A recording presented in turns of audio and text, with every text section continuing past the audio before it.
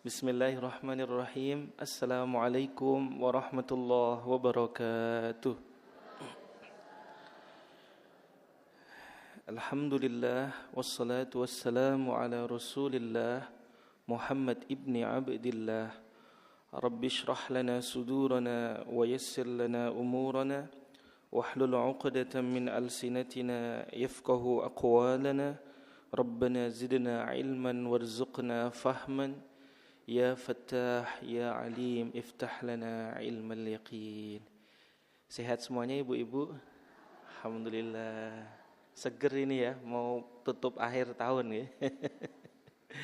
Ya, list belanjanya sudah terpenuhi semua ibu-ibu? Monggo, selamat. Ahlan wa sahlan wa marhaban. Baik. Ibu-ibu, kita awali terlebih dahulu dengan mengirimkan surah Al-Fatihah teruntuk Sayyidah Fatimah Az-Zahra Al-Batul, sehingga harapannya kita bisa ittisal, kita bisa terhubung dan tersambung dengan beliau, karena jujur membawakan tema ini bagi saya agak merinding, ya, agak merinding karena Rasulullah Shallallahu Alaihi Wasallam bersabda dalam sebuah hadis, Fatimah bid'atun minni. Rasul yang bilang, Rasul bersabda, Fatimah bagian dari diriku. Masya Allah. Jadi jangan sampai nanti pembahasan kita melenceng atau Allah tidak ridho dan Rasulullah juga tidak senang. Al-Fatihah. Bismillahirrahmanirrahim. Alhamdulillahirabbil alamin. Arrahmanirrahim. Iyyaka na'budu wa iyyaka nasta'in. Ihdinas siratal mustaqim.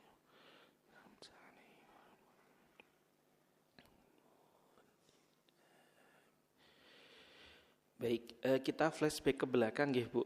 Waktu itu kita pertama banget itu temanya apa ya saat itu? Masih ingat enggak, Bu? Sayyidah siapa dulu waktu itu?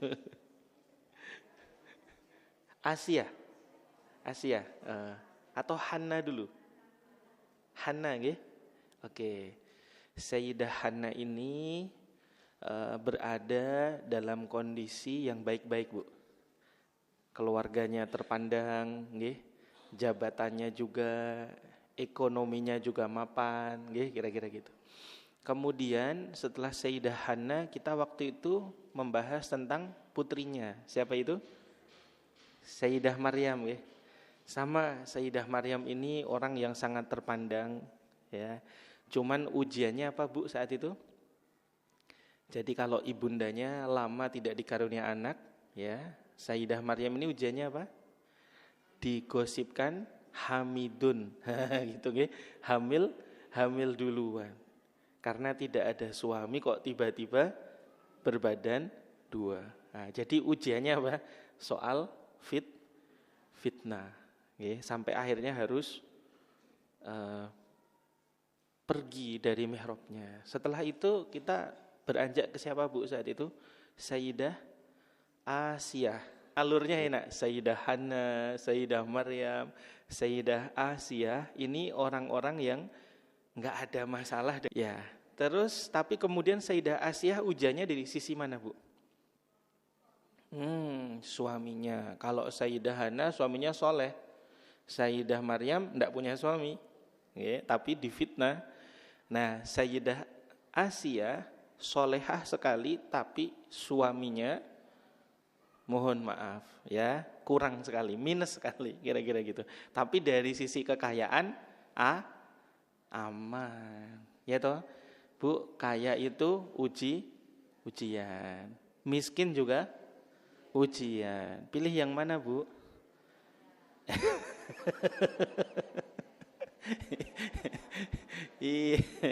Iya, sulit ini kira-kira gitu. Ya, baik.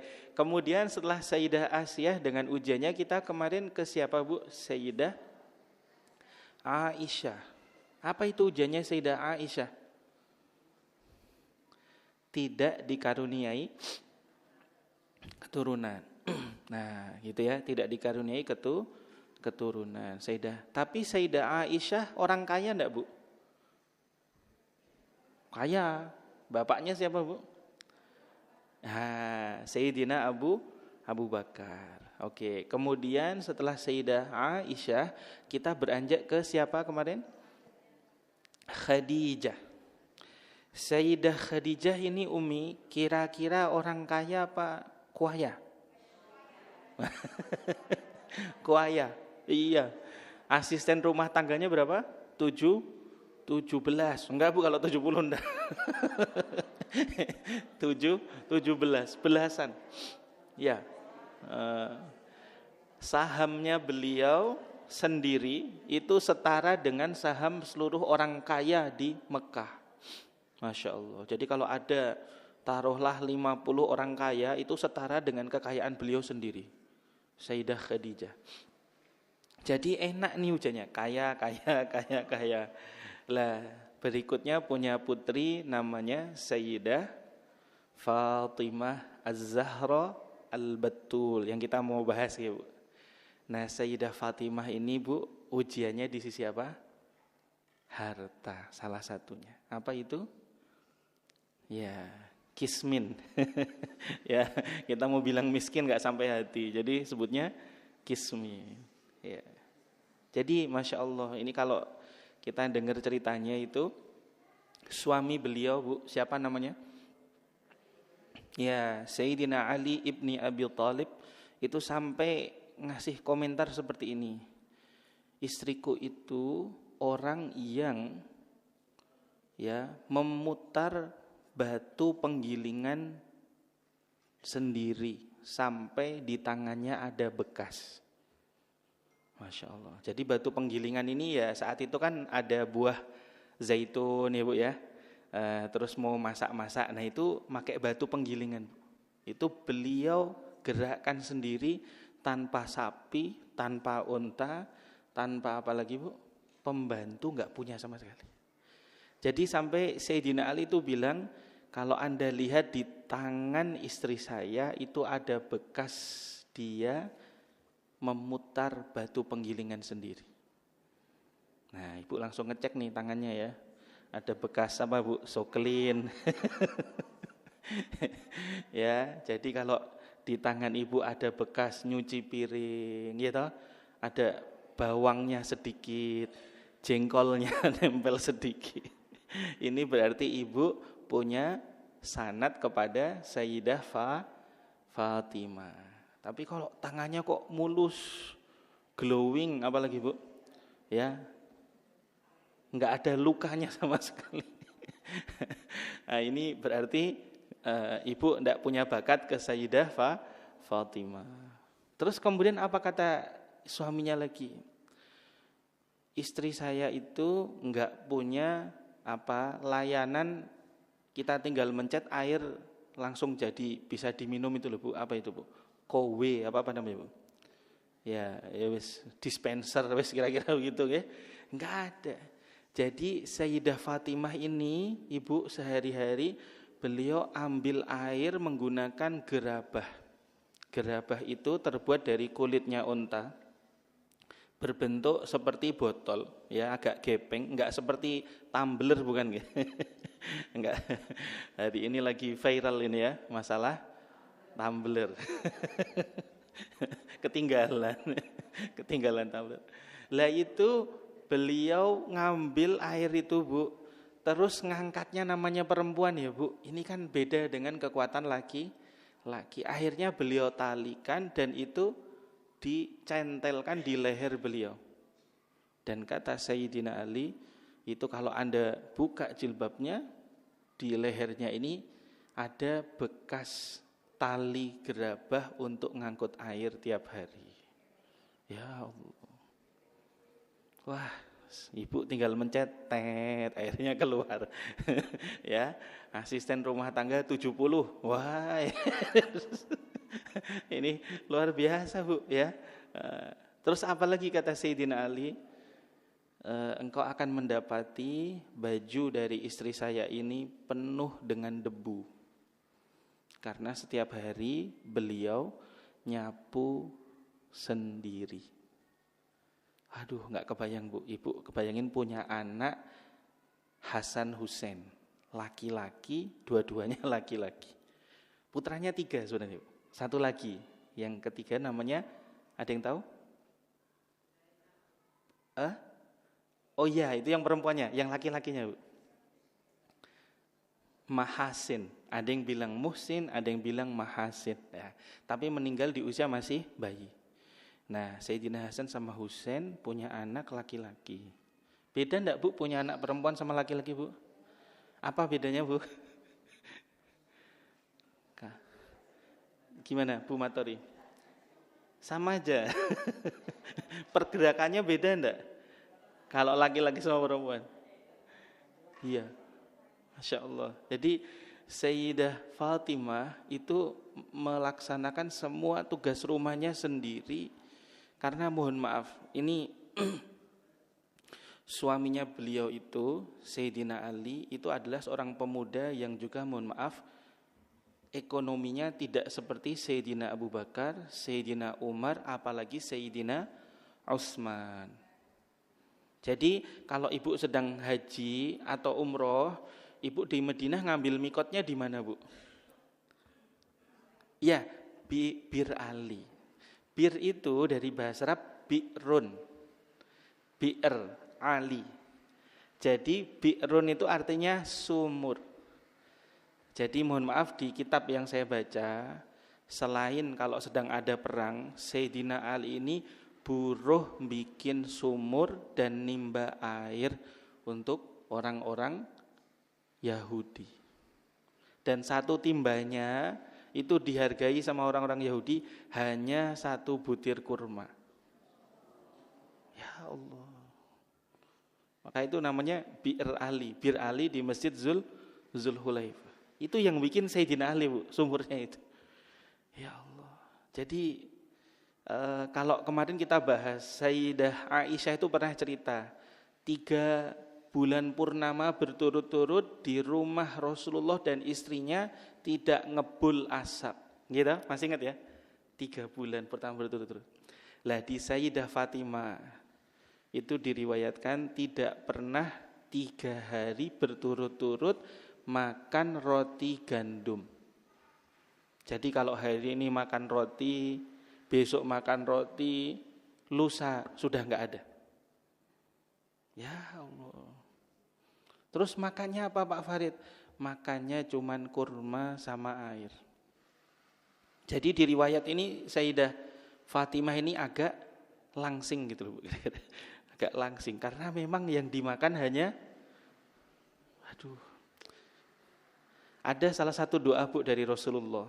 Rasulullah itu doa gini, Allahumma rzuq ala Muhammad qutan. Yang kalau kita terjemahkan, ya Allah, anugerahkanlah keluarga Muhammad ini hanya rezeki berbentuk makanan-makanan pokok saja. Jadi pernah ini, Bu, ceritanya, Sayyidah Fatimah itu dibelikan kalung emas sama suaminya. Siapa tadi suaminya? Sayyidina Ali. Nah, Nabi pas datang ke rumah, ya karena putrinya sendiri, dilihat kok pakai kalung emas. Dikomentari, Bu. Komentarinya ini bikin nyesek. Wahai putriku, apakah engkau rela Allah nanti memakaikan kalung dari api neraka untukmu di akhirat? Waduh. Sampai sahabat nanya, Rasul, bukankah itu halal? Iya, halal untuk selain keluarga Muhammad. Keluarga Muhammad enggak. Terus akhirnya apa?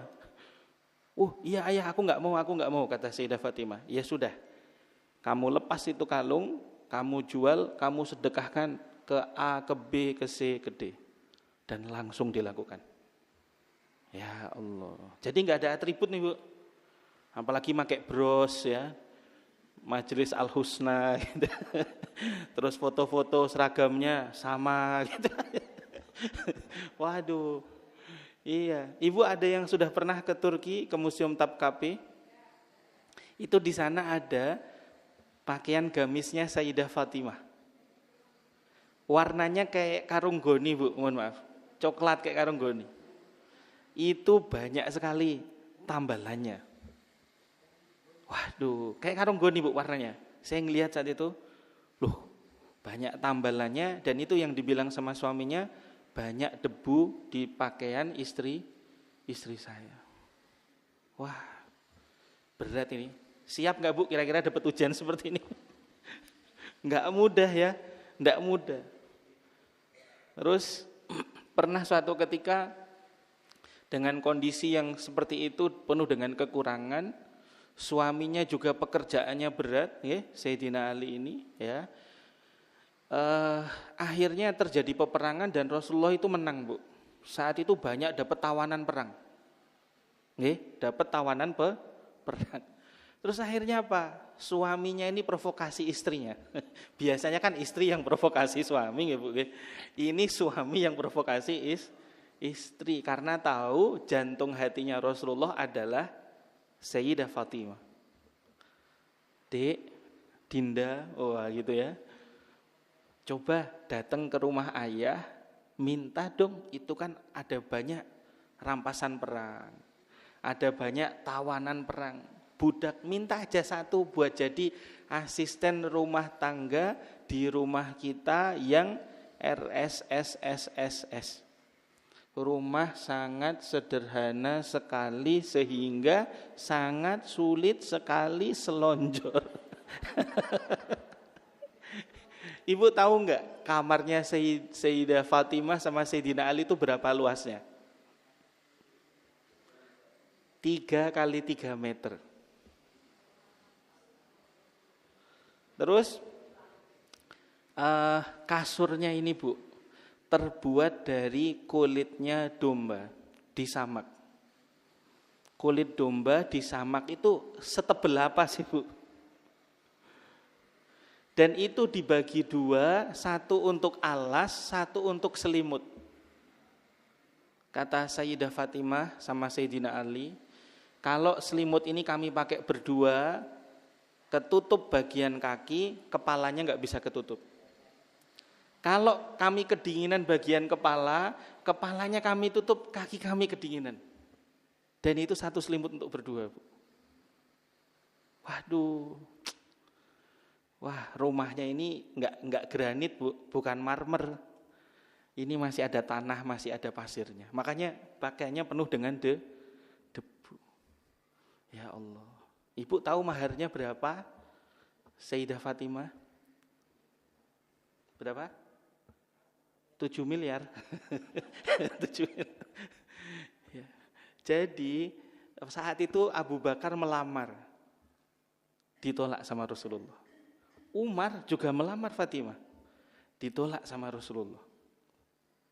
Ya, jadi tiba-tiba Abu Bakar itu datang ke Umar sambil, wah, pusing saya ini, pusing saya. Kenapa? Kenapa wahai Abu Bakar? Iya, lamaran saya ditolak sama Rasulullah. Kamu ngelamar siapa? Ya, putri tercintanya Fatimah. Oke. Anda tunggu di sini giliran saya yang melamar. Kita lihat. Kayaknya ini bagian saya, kata Sayyidina Umar. Sayyidina Umar datang ke rumah Nabi ngelamar, ditolak juga. Datang lagi ke tempat Sayyidina Abu Bakar nongkrong tadi, sama-sama pusing. Ditolak. Akhirnya siapa? Keduanya datang ke Sayyidina Ali, ngomong, Ali, ditolak, saya juga ditolak. Coba deh kamu proposal ngelamar. Akhirnya Sayyidina Ali ini minder. Pengen tapi minder. Saya nggak punya apa-apa ya. Ya tapi ini Abu Bakar ditolak, Umar ditolak, siapa lagi? Utsman. Lah Utsman udah dapat 2 putrinya Nabi, siapa Bu? Ummu Kulsum sama Ruqayyah, maka dapat gelar Dzunurrain. Ya. Nah, jadi kesempatan ini siapa lagi? Jangan sampai diambil sama yang lain. Wah, akhirnya Ali berani datang ke Nabi. Assalamualaikum, waalaikumsalam. Ya, selamat datang, silahkan duduk. Ada apa, wahai Ali? Gitu. Saya itu saya apa mau apa? Saya datang pengen ngelamar putri Anda, Nabi. kamu punya mahar berapa? Ditanya begitu sama Nabi. Saya nggak punya apa-apa. Wah, ini mirip saya nih. Keinget saya dulu. Terus akhirnya apa? Loh, kamu punya kan baju perang, baju zirah. Nama baju perangnya ini Hutomiyah. Dan ibu tahu nggak? Itu baju perang yang ngasih Nabi.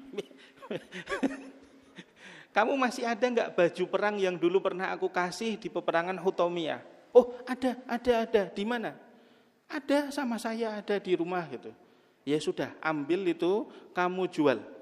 Jadikan itu maharnya Fatimah. Bayangkan Bu, baju perang second laku berapa? Laku 480 dirham. 480 dirham. Sekarang 1 dirham ini hampir sama dengan 1 real. Berarti setara 4.500. Kaliin Bu. Berapa itu? 480. Ayo kita coba kali. Berapa Bu? Dikalikan 4.500. Wah, jadi pelajaran matematika. Ya Allah, berapa?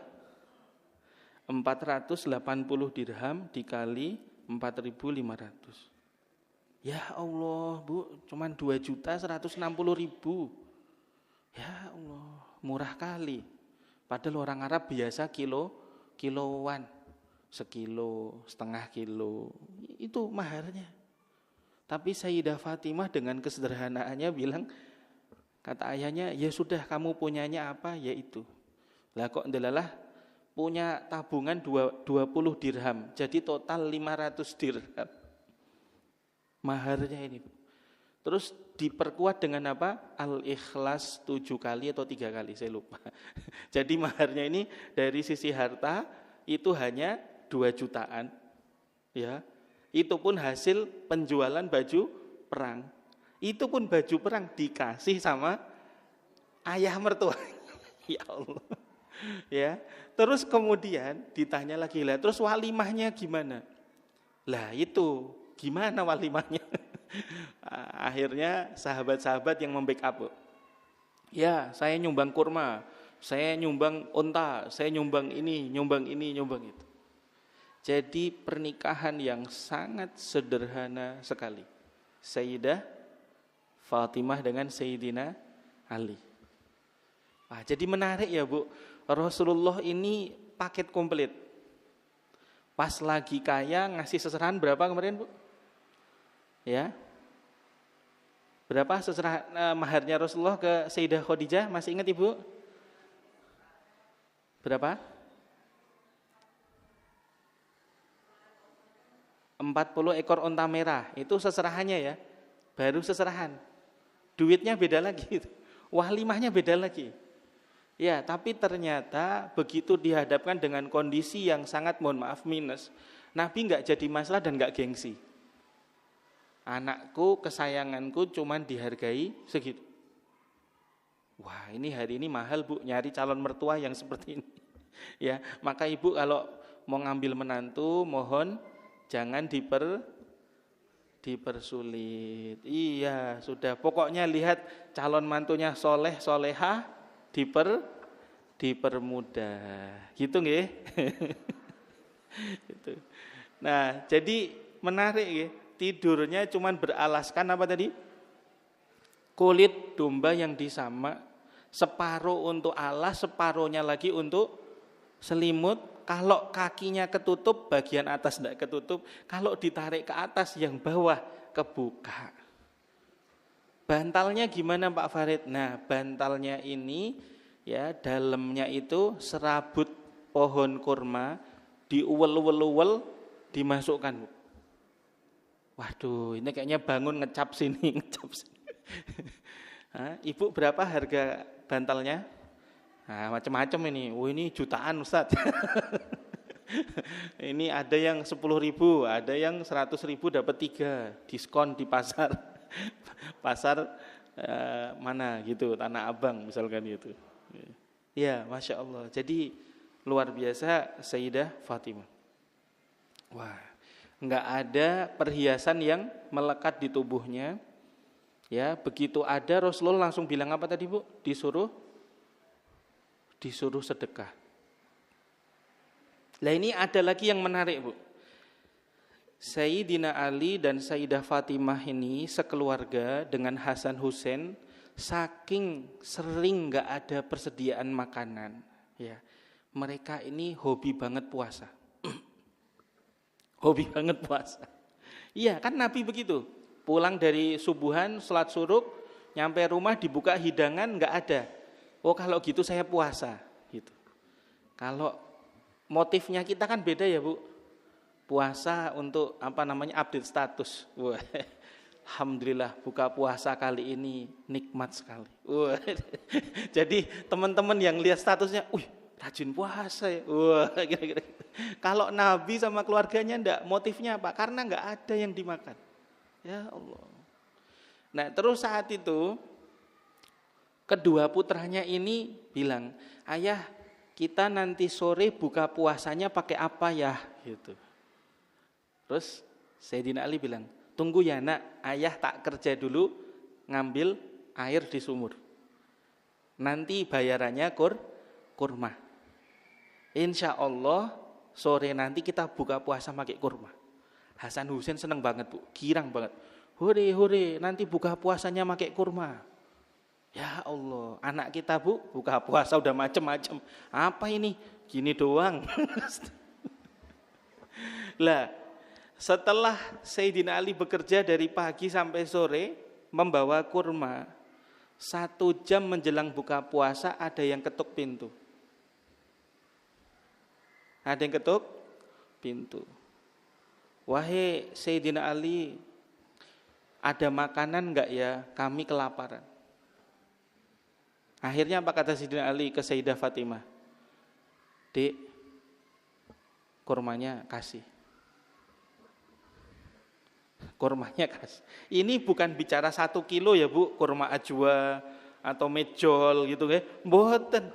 Ini kurma hanya beberapa butir yang dipersiapkan untuk beliau, istri beliau, Hasan Husain. Begitu ada yang minta, suruh ngasih. Kemudian Sayyidah Fatimah, "Mas, nanti anak kita gimana?" "Enggak apa-apa, nanti saya ngejelasin." Begitu menjelang waktu azan maghrib tiba, Sayyidina Ali bilang ke anaknya, "Nak, hari ini kita buka puasanya pakai air dulu ya." Ya, kejadian itu. Ini kejadian hari ini musibah di Aceh ya. Teman saya jadi relawan, itu cerita, nyampe sana di Tamiang, daerah yang paling parahnya Bu, Aceh. Rit, ini ada keluarga dari istri saya asli orang sana, 5 hari terisolasi di bukit, nggak ada makanan sama sekali. Apalagi internet Bu, nggak ada. Jadi 5 hari itu nggak makan sama sekali dan itu minumnya mengandalkan air banjir itu. Ya Allah. Makanya Nabi sampai mengatakan, "Wahai putriku Fatimah, kamu nanti akan menjadi penghulunya para wanita di surga." Karena salah seorang sahabat Nabi, Mus'ab bin Sa'ad, dari ayahnya pernah bertanya kepada Nabi, "Wahai Rasulullah, siapakah orang yang paling berat cobaannya?" Rasul menjawab, "Pertama para nabi." "Terus siapa lagi ya Rasulullah?" "Orang-orang soleh."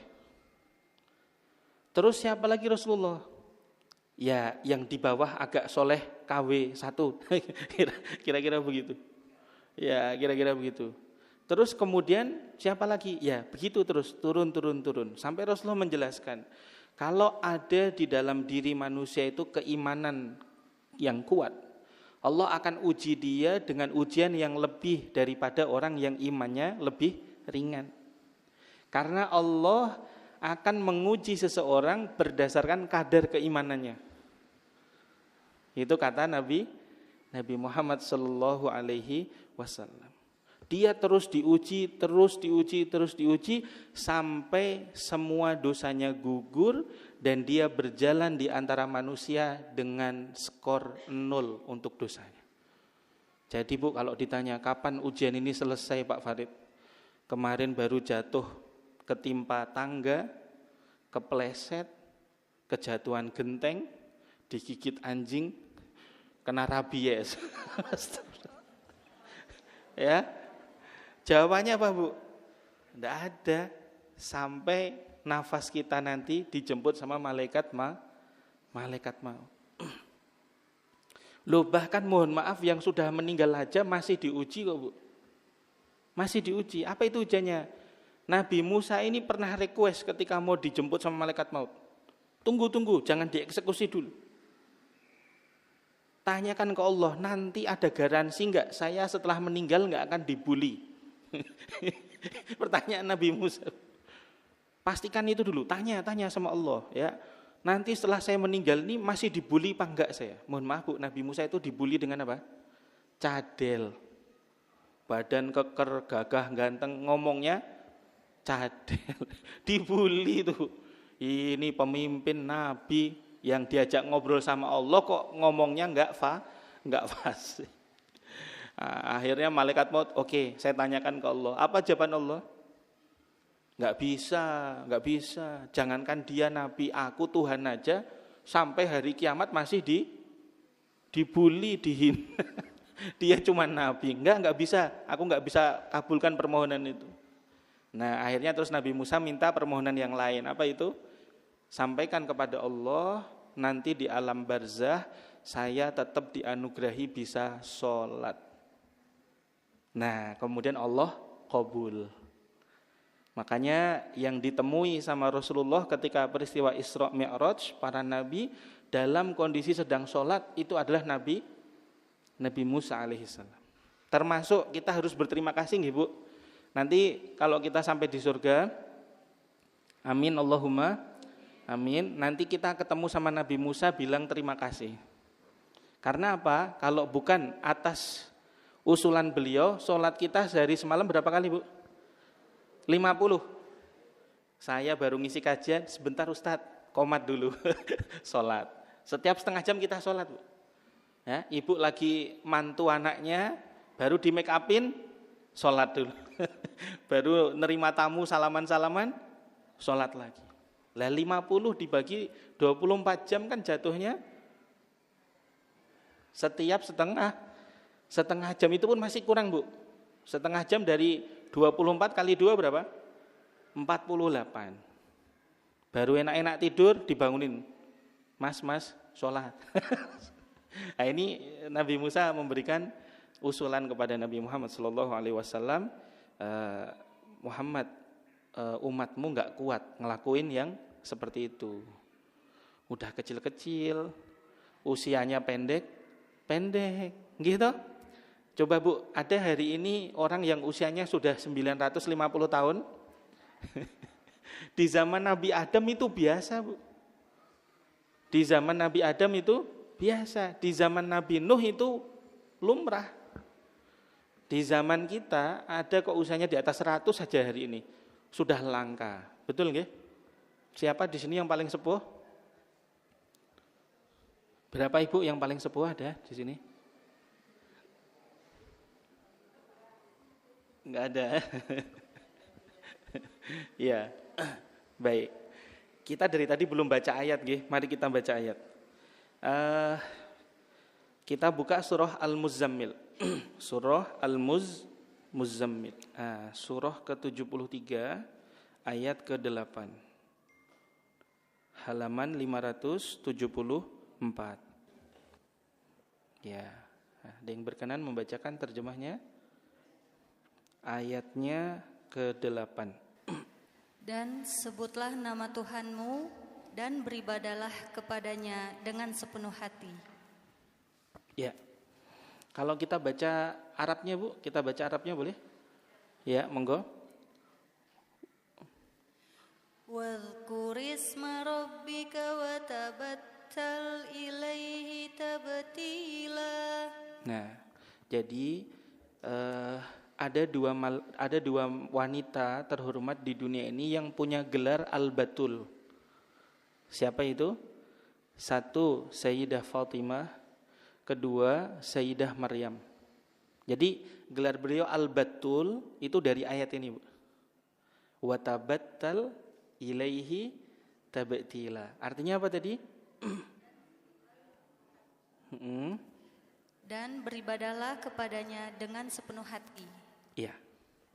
Jadi barokah orang kok enggak punya harta, itu pelampiasannya adalah ibadah yang tekun sekali. Jadi Al-Battul ini artinya kondisi seorang hamba yang sudah memutus dengan hubungan dunia dan fokus sama Allah. Seperti Maryam di mihrab terus menerus sama Allah. Nah, Sayyidah Fatimah ini juga sama. Ya, karena tadi baru pakai kalung emas disuruh sedekah. Ya, terus pernah suatu ketika beliau beli gorden, Bu, gorden. Gordennya dibikin agak stylish dikit gitu. Rasulullah datang, langsung apa? Udah lepas, sedekahkan sama orang yang nggak punya. Waduh, berat sekali. Nah, maka karena nggak punya apa-apa, akhirnya apa, Bu? Nggak mikirin pajak gitu, nggak mikirin saham, nggak mikirin apa lagi, kekayaan. Akhirnya apa? Fokusnya gelar sajadah. Nah, ini namanya Al-Battul. Nah, ini saya membaca di literasi hanya ada 2 wanita yang mendapatkan gelar ini. Satu Sayyidah Maryam binti Imran, putranya Pak Imran, dan yang kedua adalah Sayyidah Fatimah. Jadi clear ya, Bu ya, kenapa dapat gelar Al-Battul ya. Terus kalau Az-Zahra artinya apa, Pak Farid? Nah, Az-Zahra ini isim mu'annas dari kata azhar. Nah, ada di sini ya, Umi guru di sekolah Al-Azhar. Apa artinya Al-Azhar, Umi? Bunga, ya, bunga. Nah, tapi sebenarnya artinya tidak hanya bunga. Sinonimnya Azhar ini sesuatu yang sifatnya cerah, glowing. Untuk laki-laki disebutnya Azhar, untuk perempuan Zahra. Sama seperti misalkan untuk laki-laki Kabir, untuk perempuan Kubro. Sayyidah Khadijah Al-Kubro. Nah, kira-kira gitu ya. Ada qalqalah Sugro, qalqalah Kubro. Nah, kira-kira gitu. Ya, jadi Al-Battul tadi artinya wanita yang memutus hubungan dengan dunia, fokus kepada Allah, nggih. Az-Zahra artinya yang cerah, yang terang, yang bersinar. Kenapa? Karena keturunannya Nabi Muhammad sallallahu alaihi wasallam. Ya, kalau Sayyidah Aisyah kemerah-merahan, Humaira, tapi Sayyidah Aisyah ini bukan putrinya Sayyidah Khadijah. Ini Sayyidah Fatimah, putri dari Sayyidah Khadijah binti Khuwailid, bertemu dengan Rasulullah sallallahu alaihi wasallam, maka di situ kemudian jadilah Sayyidah Fatimah. Sayyidah Aisyah pernah memuji Sayyidah Fatimah dengan redaksi apa? Tidak ada orang yang tutur bicaranya, cara dia menatap, cara dia duduk, cara dia berjalan, ketenangannya, kewibawaannya persis dengan Rasulullah sallallahu alaihi wasallam, kecuali itu ada di Sayyidah Fatimah. Wah, ini. Ya, jadi memang dididik langsung sama Nabi Muhammad sallallahu alaihi wasallam. Jadi sampai di hadis itu dijelaskan, Bu, Rasulullah ini kalau mau bepergian selalu pamit sama putri tercintanya ini. Dan itu yang dipamiti paling akhir. Saya ulang ya. Yang dipamiti sama Rasulullah paling akhir dan tidak pernah terlupakan itu adalah Sayyidah Fatimah. Tapi kalau nanti Rasul pulang dari perang atau dari suatu urusan, yang pertama didatangi itu adalah bukan istri beliau, tapi Sayyidah Fatimah. Dan kebetulan rumahnya beliau sama rumahnya Nabi itu berdekatan, samping-sampingan kira-kira gitu. Jadi mau ke masjid mampir dulu, pulang dari masjid mampir dulu. Mau ke peperangan, mampir dulu. Dan seterusnya, dan seterusnya. Ini Sayyidah Fatimah Az-Zahra Al-Batul. Ya. Nah, terus kemudian kenapa namanya Fatimah, Bu? Ada yang tahu artinya Fatimah apa? Mungkin ada, Bu, di sini namanya Bu Fatimah ada? Ada? Ada. Apa, Bu, artinya Fatimah, Bu?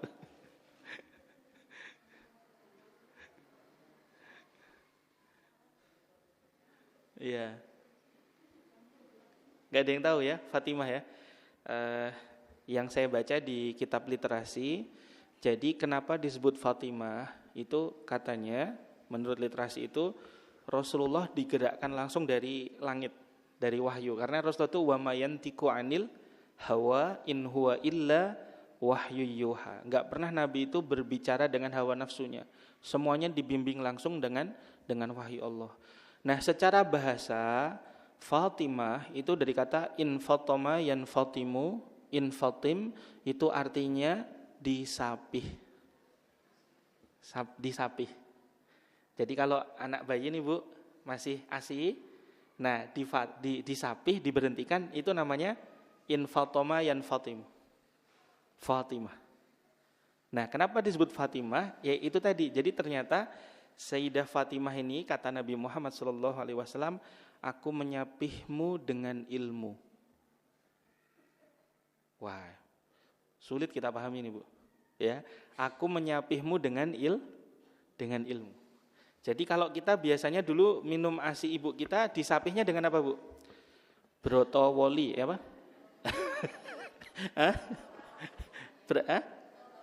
Brotowali, oh Brotowoli.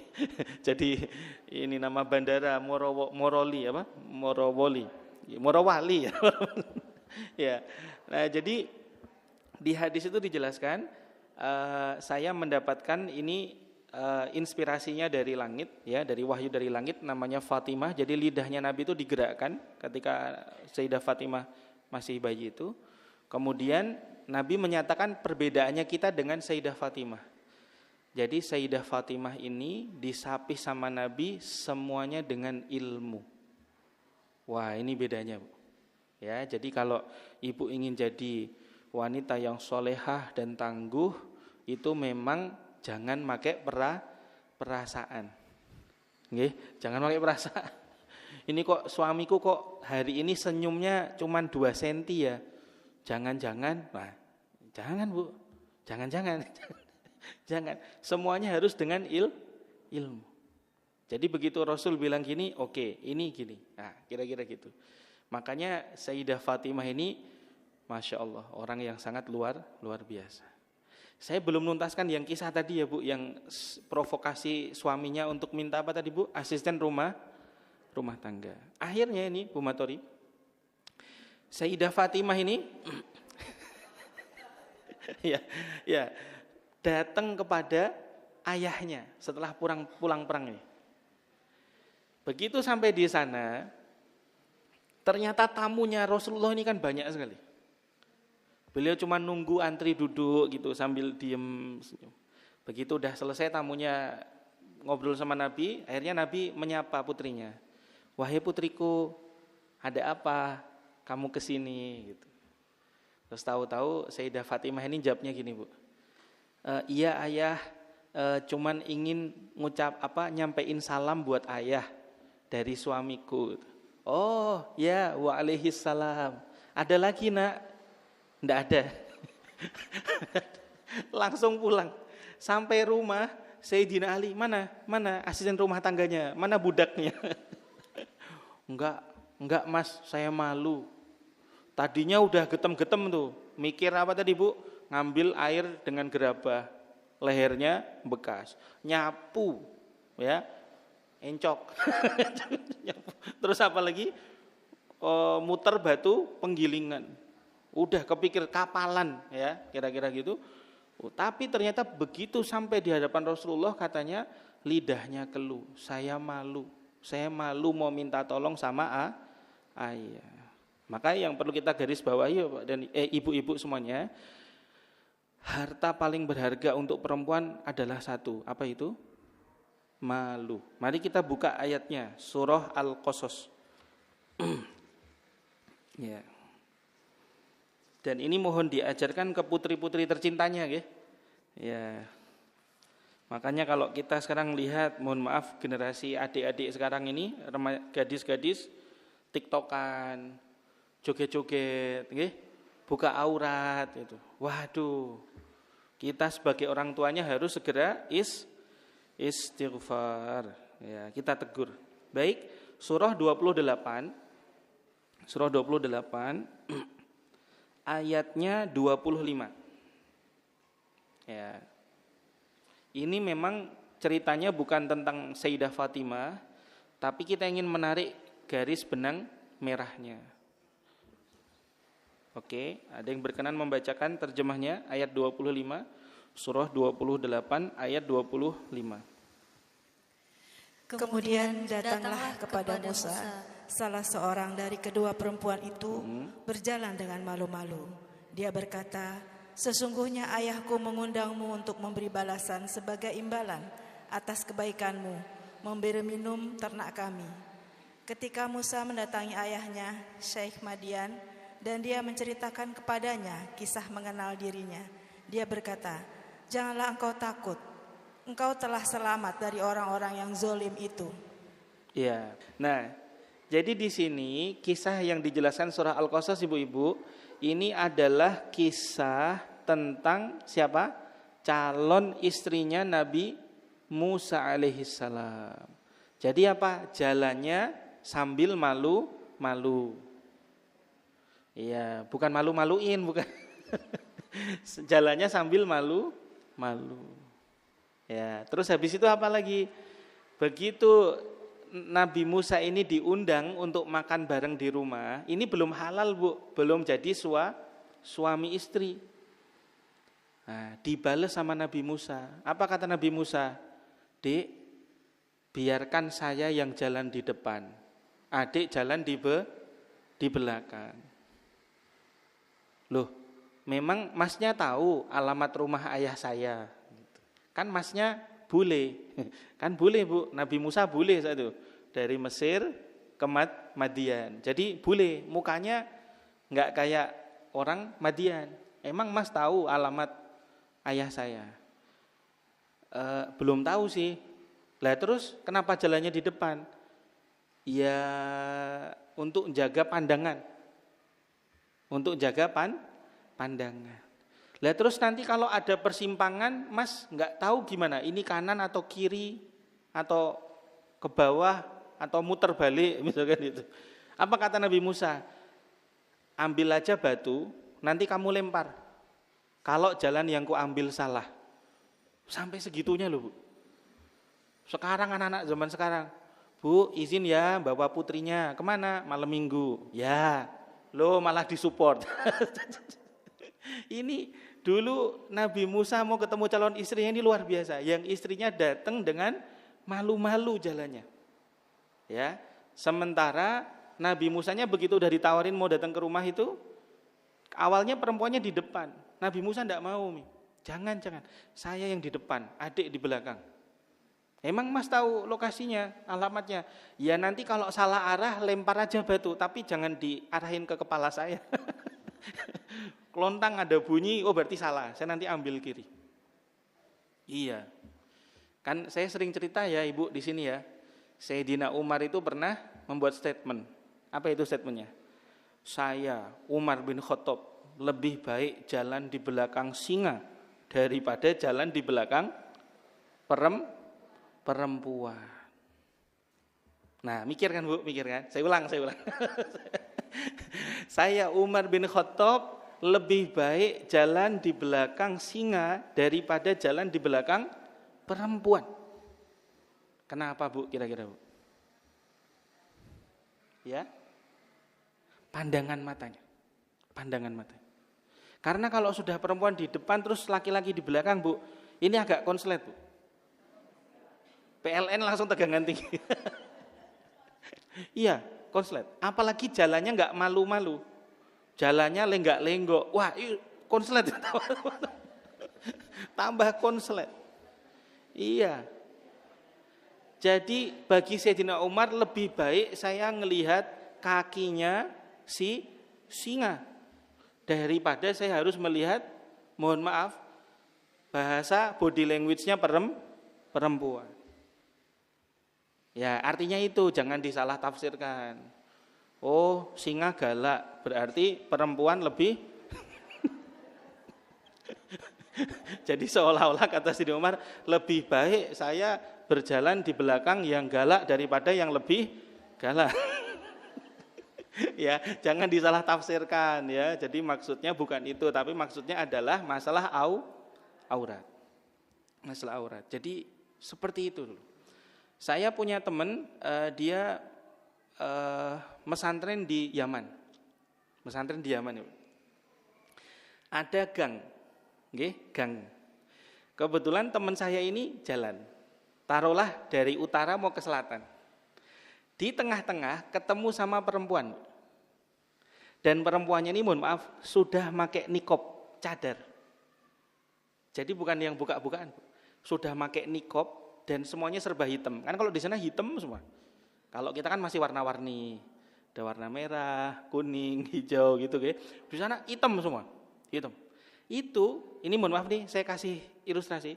Ketika ini teman saya ini perempuan, bertemu di sini, tek tek tek tek tek. Itu teman saya langsung membalikkan posisi badannya ke sini. Dan mempersilahkan perempuan ini jalan. Dia bilang, "Det, begitu. Makanya saya kalau liburan dari Yaman ke Indonesia pusing saya." Naik angkot buka-bukaan.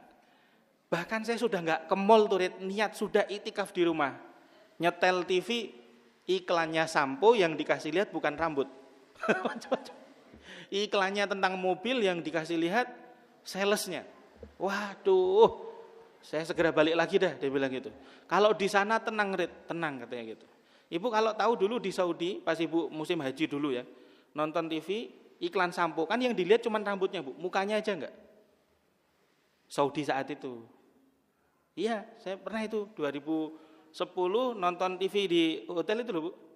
Ada iklan sampo, itu cuma rambutnya. Jadi kayak penampakan kuntilanak apa gimana gitu. Ini enggak ada mukanya, enggak ada apa gitu.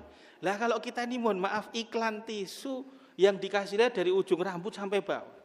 Iklan apa kipas yang dikasih lihat malah salesnya. Aduh, ini konslet di mana-mana konslet.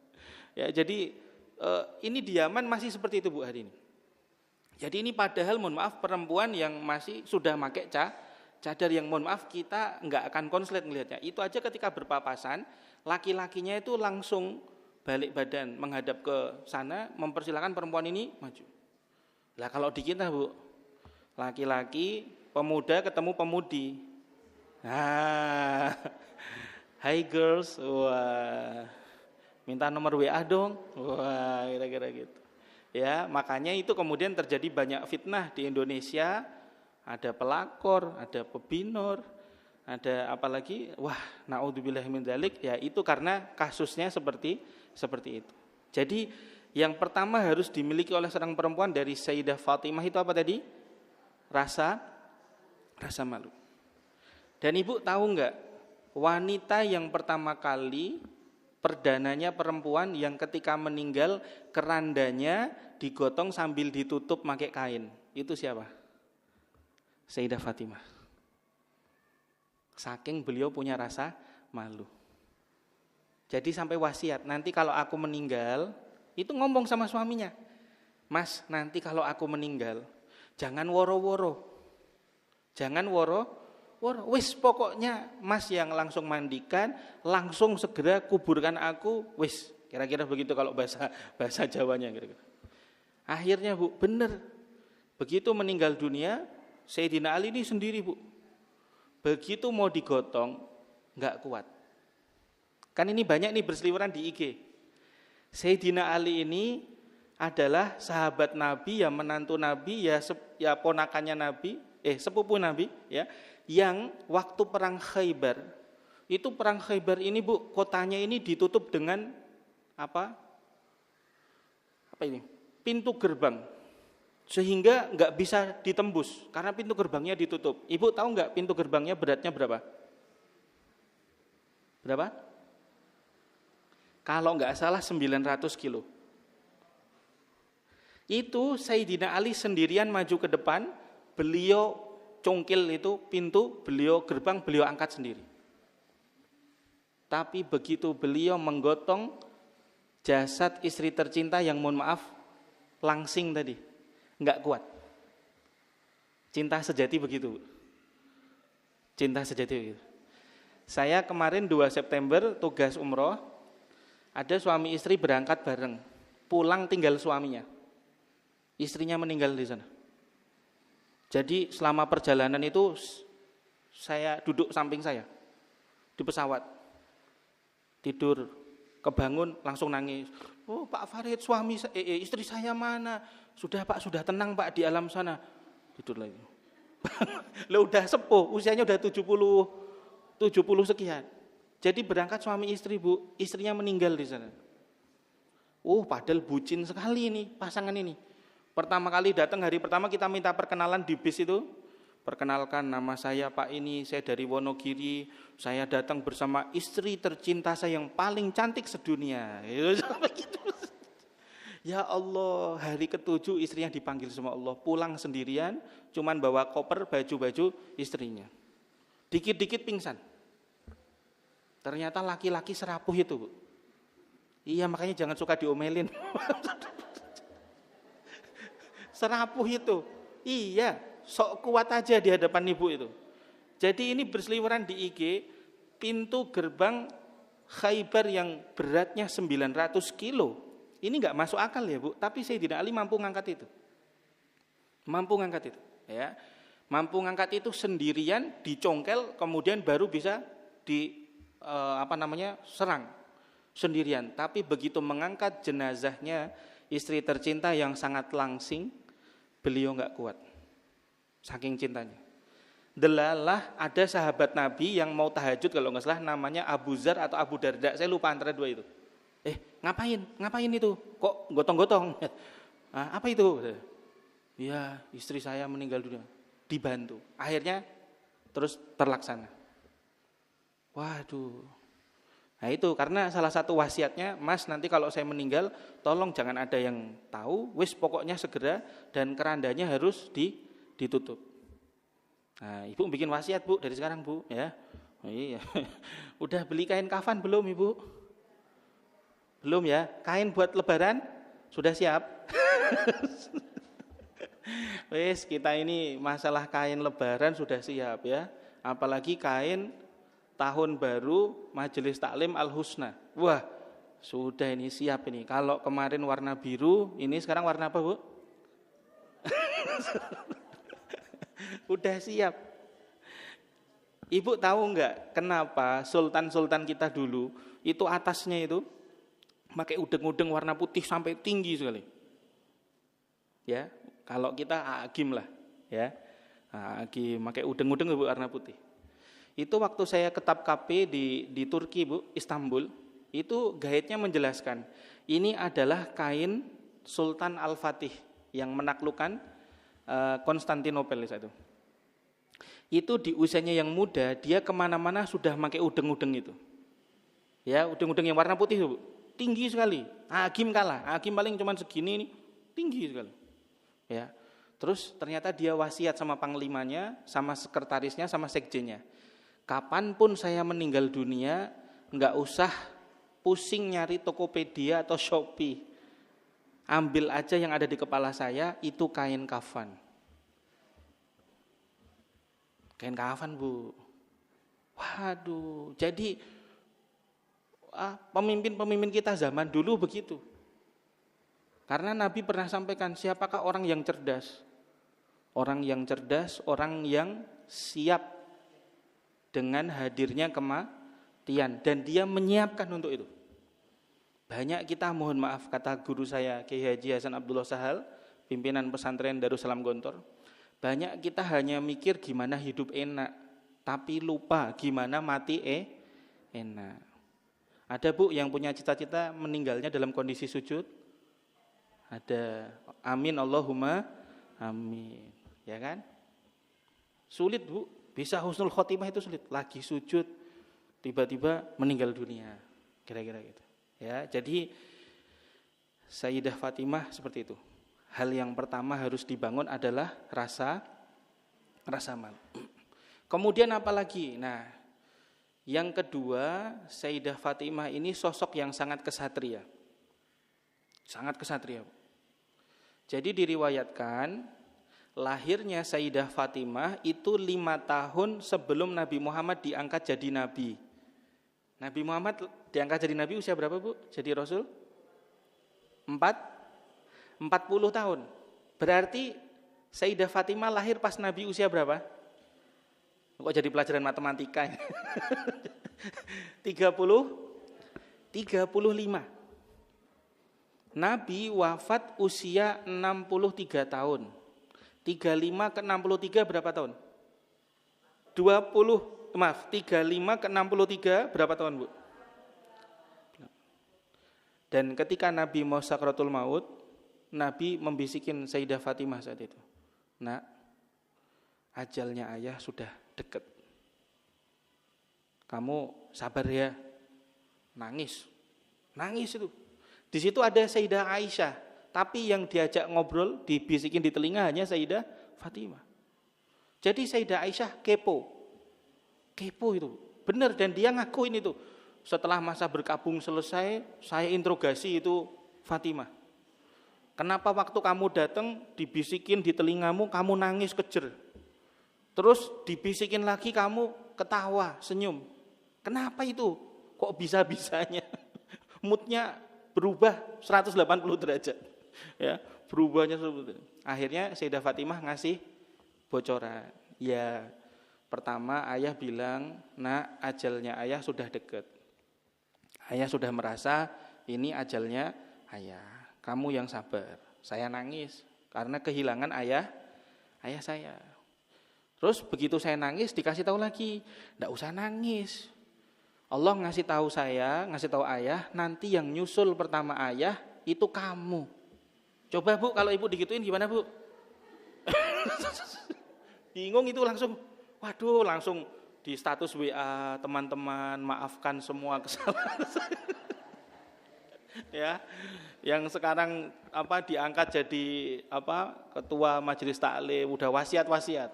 Nanti jangan lupa tadabbur alam tetap harus eksis. Ya, seragamnya jangan lupa ya warna biru. Kemarin saya sudah pesen di sana. Itu pastikan harus terlaksana dengan baik. Kan begitu. Loh, orang yang dekat sama Allah dikasih tahu bentar lagi meninggal itu seneng, Bu. Kan begitu malaikat mau datang itu Rasulullah bilang, mana sahabat saya, malaikat Jibril, kok enggak ada dia? Ternyata malaikat Jibril enggak berani masuk, Bu, di luar rumah. Enggak tega ngelihat sahabat karibnya mau diambil nyawanya. Terus akhirnya disuruh masuk sama Rasulullah. Terus kemudian malaikat Jibril itu menyampaikan diskon dari Allah ternyata. Wahai sahabatku, kamu dikasih tawaran, mau diperpanjang enggak usianya? Dikasih, Bu, tawaran, Bu. Kalau kita mah boro-boro, Bu, langsung meninggal gitu, enggak perlu tanya kira-kira gitu. Nabi beda. Nabi malaikat mautnya minta izin, Bu, mau ngambil nyawa kita. Kalau kita enggak. Ini bedanya kita sama Nabi. Minta izin dan ngasih tawaran, diperpanjang. Ibarat main bola ini tambahan waktu. Jawaban Nabi, Bu, ilar rafiqil a'la, kepada kekasihku yang maha tinggi. Dunia ini kan begitu penat, Bu. Betul enggak, Bu? Aduh, lelah kita, Bu, ngeliat. Nggih? Sudah siap ta, Bu? Kok ngangguk-ngangguk terus? Ya, jadi orang-orang yang dekat sama Allah ini justru kepengen segera ketemu sama Allah. Itu. Karena dunia ini gini-gini aja, Bu. Saya mau nanya, Ibu, apa, Bu, pengalaman hidup di dunia ini, Bu? Apa? Ya gitu-gitu aja toh. Iya. Guru saya itu bilang, Rid, di Al-Quran itu disebut dunia ini hanya permainan dan senda gurau. Iya. rebutan jadi ketua RT, habis itu jadi ketua RW, habis itu ketua majelis taklim. Waduh. Wah, diprovokasi ini harus pilih saya ya. Nanti kalau pilih saya programnya ini dapat seragam baru, tadabbur alam gratis. Ya, rebutan jabatan presiden. Semua harta sampai saling mencuri, saling membunuh dan seterusnya. Padahal dunia ini Bu cuman gitu-gitu aja. Maka kalau kita hitung tadi, kalau Sayyidah Fatimah dilahirkan Nabi usia 35 dan Nabi wafat 63 dan selisih dari wafatnya Nabi hanya 6 bulan Bu, hanya 6 bulan. Berarti Sayyidah Fatimah wafat di usia 28 tahun. 28, Ibu berapa? Lah udah bonus banyak itu. Udah bonus banyak, enggak ngerasa-ngerasa, enggak sadar-sadar. Waduh. Pengennya masih lama gitu ya. Waduh ya. Jadi cuma 28 tahun Bu usianya. Masih muda, masih muda. Sayyidah Fatimah, putri bungsunya Nabi, paling bungsu. Paling bungsu. Semua kakaknya perempuan sudah meninggal dunia semua. Zainab, Ruqayyah, Ummu Kulsum udah meninggal semua. Jadi satu-satunya putra dan putri Nabi yang masih ada itu Sayyidah Fatimah. Waduh, berat sekali ujiannya. Hidup dalam kemiskinan, suami kerjaannya apa? Nimbah sumur, ya. Cuman dapat upah 1 kurma. Tapi enggak pernah mengeluh. Enggak pernah mengeluh. Akhirnya pas tadi minta asisten rumah tangga enggak jadi, tadi pulang ke rumah, Sayyidina Ali ini, loh gimana toh Dek? Jelas-jelas loh, ayah kamu dapat tawanan perang banyak, itu budaknya minta 1 aja. Minta 1 aja, kira-kira gitu.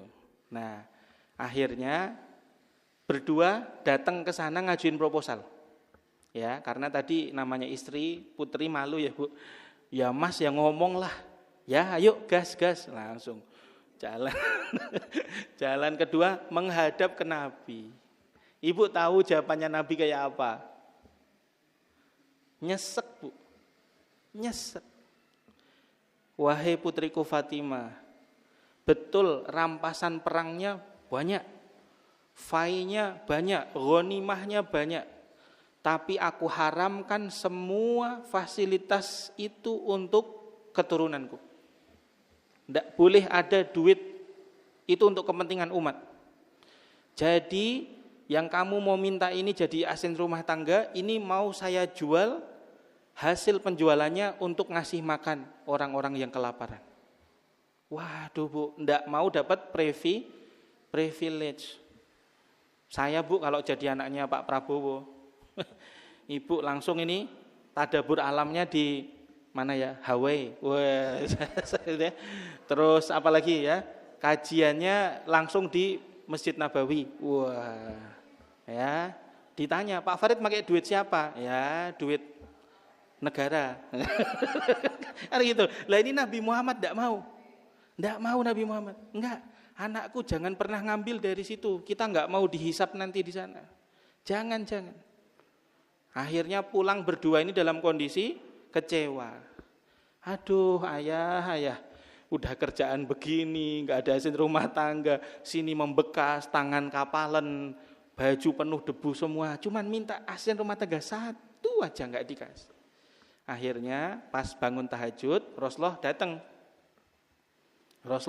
Nah ini romantis sekali Bu. Ini Sayyidina Ali, ini Sayyidah Fatimah, Rasulullah langsung naik di tengah-tengah keduanya. Tangannya Sayyidina Ali diambil sama Rasulullah, ditaruh di pusar Nabi. Tangannya Fatimah ditaruh. Terus kemudian apa kata Nabi? Wahai menantu dan putriku, mau enggak aku kasih sesuatu yang lebih berharga daripada yang kalian berdua minta tadi? Ya, apa Rasul? Udah, pikirannya udah overthinking nih Bu. Jangan-jangan dikasih lambu, tas, merek palu. Ya, udah macam-macam itu. Enggak taunya apa, Bu Syarifah. Nih, saya ajarin ya, setiap selesai sholat baca tasbih 10 kali. Ya, wiritan. Baca hamdalah 10 kali.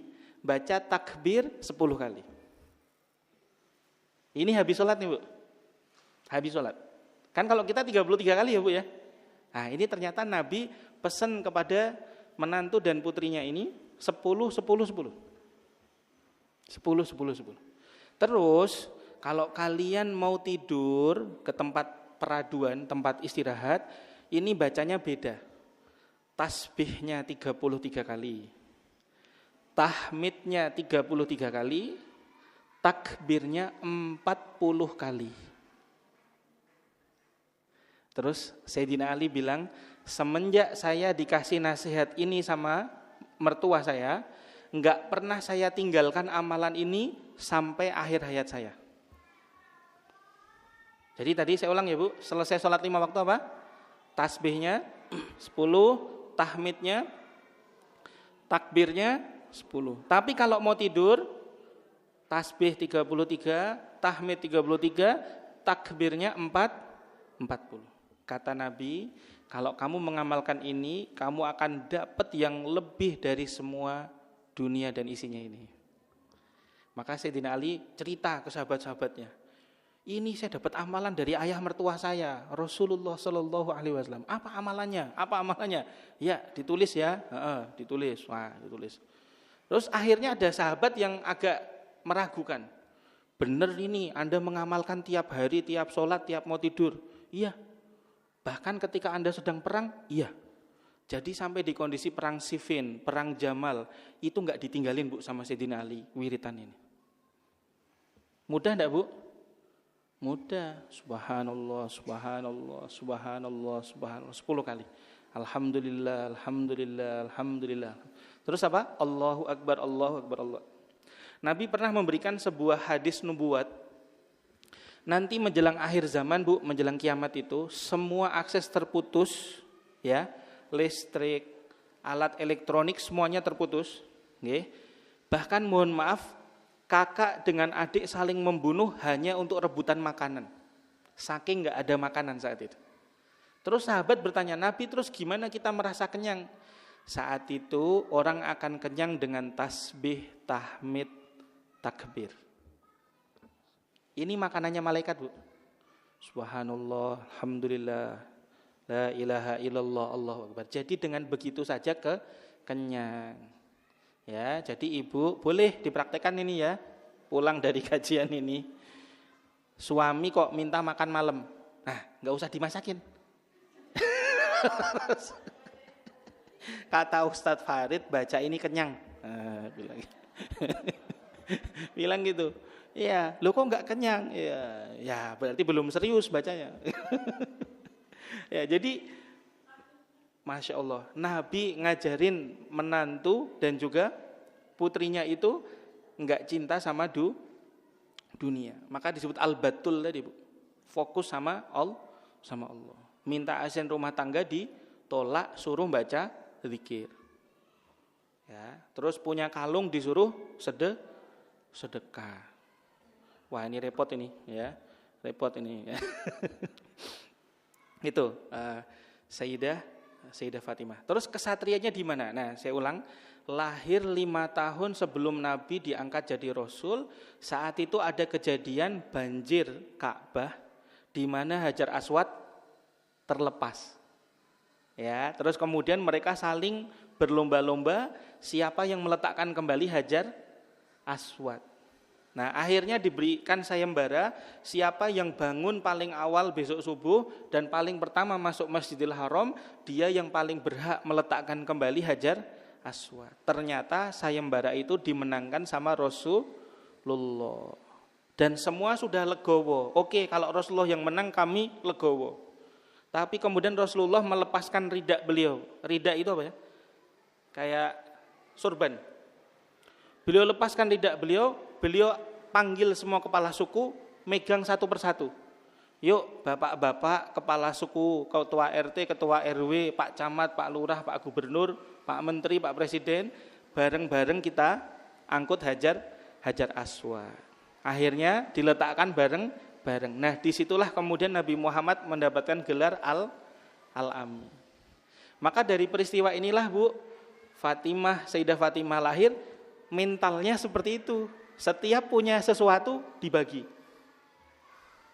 Tapi ini jangan dipraktekkan ya Bu. Nanti pulang dari sini semuanya dibagi. Punya sepeda bagi. Jangan, ini untuk orang-orang makom khusus. Ibu-ibu latihannya pelan-pelan dulu. Misalkan apa, berbagi nasi berkah. Sementara gitu dulu. Jangan semuanya dibagi. Kasih, tasnya kasih, pannya kasih. Jangan. Nah, ini Sayyidah Fatimah. Terus kesatrianya di mana? Sayyidah Fatimah lihat langsung Rasulullah perang. Sayyidah Fatimah lihat langsung Rasulullah dimusuhi. Sampai suatu ketika Rasulullah sedang sujud sholat di depan Ka'bah, itu dikasih kotoran unta di atas punggung Rasulullah. Akhirnya apa yang terjadi Bu? Sayyidah Fatimah datang ke sana, beliau ambil itu Bu, kotoran unta itu, dengan tangan beliau. Terus semua yang ngasih kotoran ke Nabi tadi dilawan langsung. Jangan gitu ke ayah saya, jangan gitu. Pemberani. Makanya di perang Badar Fatimah ikut. Di perang Uhud ikut juga. Masya Allah. Jadi kesatria. Meskipun di satu sisi sangat pemalu, tapi di sisi lain beliau sangat kesatria. Ya, kayaknya sudah jam 11:04. Saya cukupkan karena suaranya udah semakin berlomba-lomba. Ya, jadi ini ibu-ibu Sayyidah Fatimah Az-Zahra. Apa tadi artinya Fatimah? Di sapi. Tapi di sapinya bukan dengan broto wali, tapi dengan ilmu. Terus kemudian Az-Zahra artinya terang, bersinar. Al-Batul artinya yang selalu terhubung sama Allah. Bahkan dunia dianggap hina. Baik, ini saja yang bisa saya sampaikan pada kesempatan siang hari ini. Semoga menginspirasi kita semuanya bahwasanya hidup ini ternyata hanya sementara. Enggak usah terlalu apa Bu? Enggak usah terlalu iya, santai aja, santai ya, happy, syukur. Terima kasih banyak. Saya cukupkan di sini. Kalau mungkin ada yang mau ditanyakan dulu, saya persilahkan. Silakan, mungkin ibu-ibu ada yang mau bertanya. Oh ya. Ya, silakan. Ada pengarasnya ada. Oh ya. Ibu Ikim silakan. Bismillahirrahmanirrahim. Mohon bertanya Ustaz. Iya. Tadi mengenai harta rampasan perang, yang katanya tidak boleh untuk keluarga Rasul. Saya pernah membaca di surat Al-Anfal, katanya 1/5 dari harta rampasan perang untuk Allah dan keluarga Rasul. Itu gimana Ustaz? Iya, betul. Itu pertama. Yang kedua, segitu beratnya ya kehidupan yang harus dijalani sebagai putri Rasul. Sedangkan kita judulnya hari ini meneladani.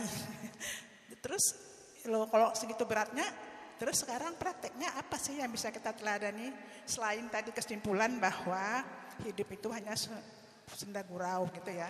Itu kan tidak hanya dari Fatimah saja ya. Semua akhirnya memang kehidupan ini hanyalah senda gurau, tapi khusus dari Fatimah sebagai perempuan, apa yang bisa kita praktekkan itu Ustaz supaya lebih konkretnya gitu. Kalau soal hidup ini senda gurau itu ya dari semua ayat Al-Quran lah boleh dibilang kesimpulannya ya tujuan kita ya akhirat bukan dunia kan gitu. Kira-kira gimana Ustaz menangkap pesan kajian hari ini gitu? Oke, baik. Terima kasih Ustaz sebelumnya. Iya.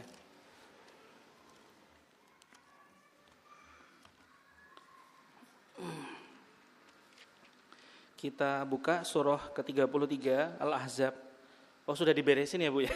Ya udah diberesin udah enggak apa-apa. Ya. Ayat 28. Ini sudah kita bahas saat itu Umi. Saya bacakan lagi. Wahai Nabi, katakanlah kepada istri-istri Anda, kalau kalian semua menginginkan kehidupan dunia dan segala perhiasannya, maka kemarilah, aku akan berikan semua itu, tapi kemudian aku akan menceraikan kalian dengan cerai yang baik. Tetapi kalau kalian semua menghendaki Allah dan Rasul-Nya dan negeri akhirat, sungguh Allah telah mempersiapkan balasan yang sangat besar. Nah ini Bu, ayat 28 ini ayat pertama, paragraf pertama, itu maka ada simbol ain di situ, ruku hizib ya, ruku di situ tentang bagaimana pesan-pesan Nabi kepada istri dan putri-putri beliau. Yang mana itu jadi role model bagi kita. Tapi seperti saya buka di awal tadi Bu, Sayyidah Asia, Sayyidah Hana, Sayyidah Maryam, Sayyidah Khadijah, itu semuanya dikasih kelapangan rezeki. Tapi yang menarik dari Sayyidah Fatimah, ujiannya adalah dalam bentuk kekurangan ekonomi. Saya nggak tahu background ibu waktu kecil seperti apa. Tapi orang-orang yang lahir dari ketiadaan, Bu, orang-orang yang lahir dibesarkan di kecilnya dengan mungkin makan jangankan ayam gitu, Bu, telur aja dipecah-pecah, ya, terus kasur ndak ada, ya, terus semua akses nggak ada. Ternyata itu semua justru yang membuat Sayyidah Fatimah lebih unggul dari yang lain. Maka mohon maaf, banyak orang yang sukses hari ini anaknya malah nggak sukses. Kenapa? Karena dia merasa dulu aku serba nggak ada, aku nggak mau anakku merasakan itu. Akhirnya apa? Semuanya harus ada. Padahal ternyata konsep prihatin itu justru konsep yang bikin kita survive dan sukses. Pesan moralnya di sana Saudara Ibu. Jadi seolah-olah gini, Sayyidah Fatimah mengajarkan kepada kita, wahai ibu-ibu, wahai kaum perempuan semua, Anda tetap harus tangguh seperti Sayyidah Fatimah. Kan enggak semua kita hidup dalam kegelimangan harta, Bu. Enggak bisa beli tas ini, enggak bisa beli mobil ini, kira-kira. Tapi jangan khawatir, ternyata wanita paling tangguh yang nanti jadi ketuanya di surga, itu ternyata justru wanita yang lahir dari keprihatinan. Dan itu survei membuktikan, Bu, orang-orang sukses hari ini ternyata masa kecilnya hidup penuh dengan penderitaan dan prihatin. Tapi begitu sudah dikasih semuanya, malah ngedrugs, malah seks bebas misalkan, dan seterusnya dan seterusnya. Nah, jadi poin yang bisa kita ambil Ibu salah satunya itu. Dan benar harta rampasan perang itu ada pembagian untuk Rasulullah, tapi Rasulullah menyatakan itu dikembalikan lagi untuk umat. Jadi beliau tidak mau ada 1% pun atau makanan yang masuk ke dalam mulut beliau sama keturunannya. Makanya ada hadis yang menyatakan Rasulullah dan keluarganya tidak boleh menerima zakat. Ya, nggak boleh, Bu. Ya, misal kalau ada yang di sini keturunannya Rasulullah Shallallahu Alaihi Wasallam, itu ternyata tidak boleh menerima zakat, itu Rasulullah haramkan. Jadi pesannya apa? Jadilah orang yang memberi zakat, bukan yang menerima zakat. Dengan segala keterbatasan yang ada. Kurmanya cuma 4 butir, yang harusnya itu dimakan untuk suami, istri, dan anaknya 2. Tapi ternyata ada orang yang lebih butuh, dikasih semuanya. Wow, jadi kalau ada orang kaya, sedekah itu biasa. Tapi ada orang miskin, kok sedekah? Luar biasa. Ya, itu Bu pesannya. Jadi Rasulullah memang untuk Rasulullah ada, tapi dikembalikan ke Baitul Mal, beliau bagikan, enggak ada yang masuk. Bahkan di akhir hayatnya itu di sakunya beliau ada tersisa 3 keping dinar kalau enggak salah ya. 3 keping dinar atau 7 dinar. Itu Rasulullah bilang, tolong ini ambil sedekahkan. Saya enggak mau meninggal dalam kondisi masih punya duit. Sampai setelah Rasulullah wafat, istri-istri Rasul ini mengadu ke Abu Bakar. Ada enggak harta gono gini? Ada enggak jangan-jangan Rasulullah nabung di Baitul Mal, apa nitip ke Umar, nitip ke Abu Bakar? Kami ini istri-istrinya gimana? Oh Allah. Ternyata kata Abu Bakar, sudah saya tanya ke semuanya, enggak ada yang dititipin. Jadi Rasulullah itu sebagaimana disampaikan tadi, saya menyapi Fatimah dengan ilmu, saya juga mewarisi umat saya bukan dengan harta, tapi dengan ilmu dan adab akhlak. Gitu. Begitu Umi, semoga bisa. Atau ada pertanyaan lanjutan mungkin? Terima kasih Ustaz. Sudah. Oke, baik. Cukup ya, Ibu. Cukup, Ya, baik. Alhamdulillah, Rabbil Alamin. Ya. Demikianlah acara tanya jawab telah selesai dan selanjutnya untuk penutup yaitu mohon dipimpin doa Ustadz. Iya, kami mohon Ustadz untuk menutup pengajian ini dengan doa. Astaghfirullahaladzim, astaghfirullahaladzim, astaghfirullahaladzim. Hamdan syakirin, hamdan na'imin, hamdan yuwafi ni'amahu wa yukafi'u mazidah. Ya Rabbana lakal hamdu kama yanbaghi li jalali wajhikal karim wa 'azimi sultanik. سبحانك لا نحصي ثناء عليك أنت كما أثنيت على نفسك فلك الحمد حتى ترضى ولك الحمد إذا رضيت ولك الحمد بعد الرضا اللهم صل على سيدنا محمد الفاتح لما أغلق والخاتم لما سبق ناصر الحق بالحق والهادي إلى صراطك المستقيم وعلى آله حق قدره ومقداره العظيم ربنا تقبل منا إنك أنت السميع العليم وتب علينا يا مولانا إنك أنت التواب الرحيم واهدنا ووفقنا إلى الحق وإلى طريق مستقيم ربنا أوزعنا أن نشكر نعمتك التي أنعمت علينا وعلى والدنا وأن نعمل صالحا ترضاه وأدخلنا برحمتك في عبادك الصالحين Ya Allah, ajarilah kami untuk senantiasa mensyukuri setiap anugerah yang Engkau limpahkan kepada kami, ya Allah, atas setiap nikmat yang sudah Engkau berikan maupun yang belum Engkau berikan, ya Allah. Ya Allah, ajarilah kami menjadi hamba-hamba-Mu yang tangguh sebagaimana Sayyidah Fatimah Az-Zahra Al-Batul. Ya Allah, ingatkanlah kami bahwasanya dunia ini hanya sementara, bahwasanya dunia ini bukan tempat akhir kami, ya Allah, tapi adalah batu loncatan untuk bekal kami di akhirat nanti, ya Allah. Maka izinkanlah kami untuk meneladani akhlak-akhlak baik dari kekasih-kekasih-Mu, ya Allah, yang menjadikan prioritas Allah dan Rasulnya di atas segala-galanya. Rabbi ja'alil hayata ziyadatan lana fi kulli khair wa ja'alil mauta rahatan lana min kulli syarr. Ya Allah, jadikanlah hidup ini sarana bagi kami untuk senantiasa menambah kebaikan dan amal soleh kami, ya Allah. Dan jadikanlah, ya Allah, ajal nanti sebagai penghenti dari segala dosa-dosa dan khilaf kami, ya Allah. Allahumma rzuqna husnal khatimah, Allahumma khtimna bihusnil khatimah wa biqawli la ilaha illallah Muhammadur Rasulullah. Ya Allah, jika saatnya nanti datang, mohon tutuplah usia kami dalam kondisi yang husnul khatimah dengan menyebut tiada Tuhan selain Engkau, ya Allah, dan Muhammad adalah utusan-Mu, ya Allah.